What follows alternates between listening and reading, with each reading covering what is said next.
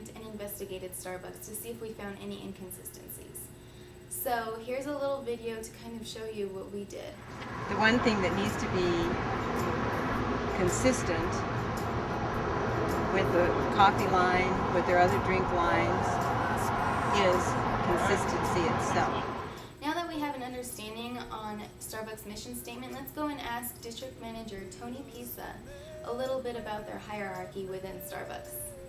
It works at different levels. So within a store, you have what are called baristas, and we call all of our employees partners. So really, if you look at the organization itself, either from the CEO position down to the frontline barista, we're all partners.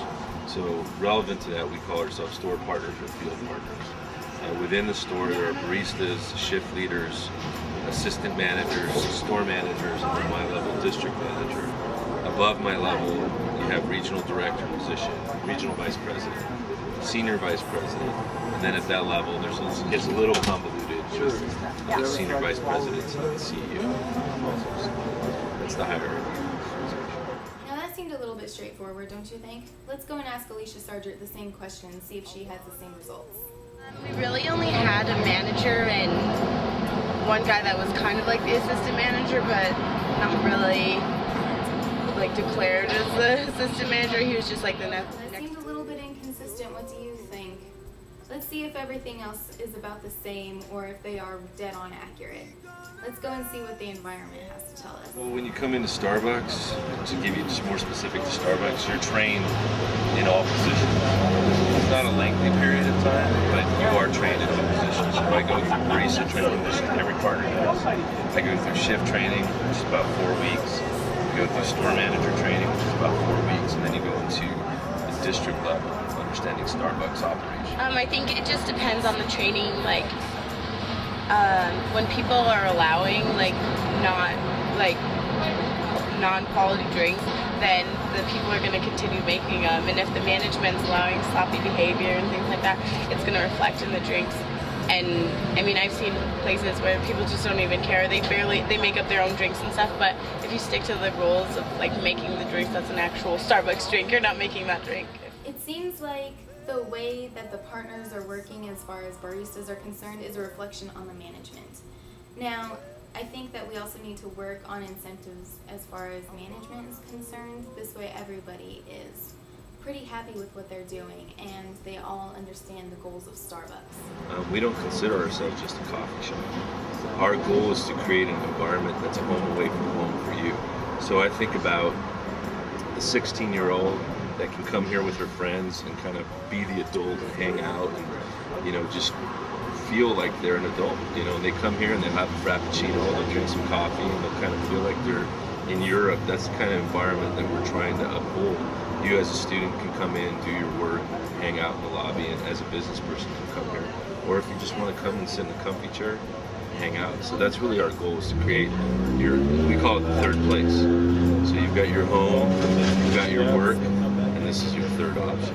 After hearing Tony's comments on the environment, there was a question that I asked him about the breakfast sandwiches kind of overpowering the smell of the coffee, the aroma of the coffee when you first walk into Starbucks.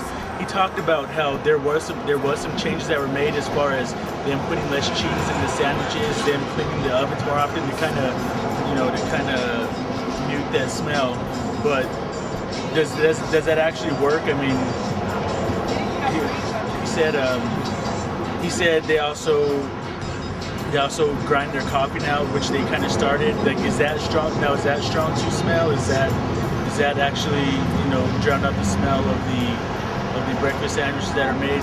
We don't know, so we'll talk about that. My job is to ensure that you have that experience, and when I go to other stores out of state or even in state, I want to have that experience too. So that's our ultimate goal. And so far, I think we're doing pretty good. Tony, and talking about customer service and products and environment, he did admit there was some consistencies and inconsistencies in customer service. Though he did touch on the fact that there was some type of incentive, he didn't really go into much detail about what it was. And from the sounds of it, it didn't sound like it went too in depth. So is it really enough for employees to be satisfied with what they're doing? Now, I do work and I really do look forward to different incentives on the job. Let's see if Starbucks offers these incentives and see if it would be something that I would like. Things that we do on the back end to really motivate our partners. Bowling events, we have softball leagues, things that we do outside of the store to really motivate partners. We have meetings, kind of little, we call huddles or hoorahs, kind of help motivate partners. We do things called Mug Awards. So the Mug Award is an award that a partner can give another partner for going above and beyond. We have Green Apron cards, which one of them is Be Genuine. Sounds very simple, but these little things where a partner notices someone doing something genuine or welcoming a customer, they can write a little note to them on this little card and give it to them. It kind of makes their morning, or if they're having a tough morning and they can see that their other partner's really stepping it up and helping. So there's a lot of things that we do inside the organization, and a lot of it's just saying thank you. To have a pretty good understanding about what the employee wants. I mean, softball leagues outside of work, that seems like it would be some good bonding with all of the partners within Starbucks. I like that idea. Now let's see if Alicia actually had a softball team of her own with her Starbucks. Not at the one I worked at. You didn't really get anything because I think maybe just because it was a licensed store, but there wasn't any. Maybe just the drink. You don't really get a discount at all. I mean, I never got a discount on anything. So you guys never got like free drinks or? Well, we got free drinks, which that was nice. Like we made them and things like that. But I don't know. It wasn't really like if you go anywhere. I know maybe it was just because of our store, but along the bigger ones, I think you can get the like employee codes and things like that.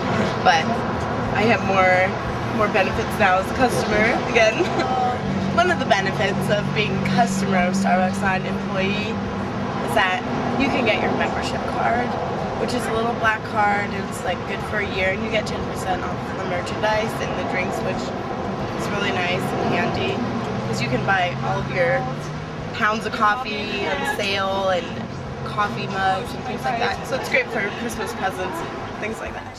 Better incentives as a customer? That's not something I'm liking to hear. I think that we need to come up with some kind of reward system that would go across nationwide in order to make sure that every single partner within Starbucks is feeling the Starbucks love. Have you seen other employees? Yeah, they're like before the person walks in or something, they'll see them and they get all frustrated. I'm not serving them, or so they turn their heads and stuff. So everyone else who can smile has to deal with it. Now there you have it. There's our little investigation on Starbucks. Now we're going to present to you a little bit about what we think needs to happen and more of the fallacies that we saw within the actual organization. We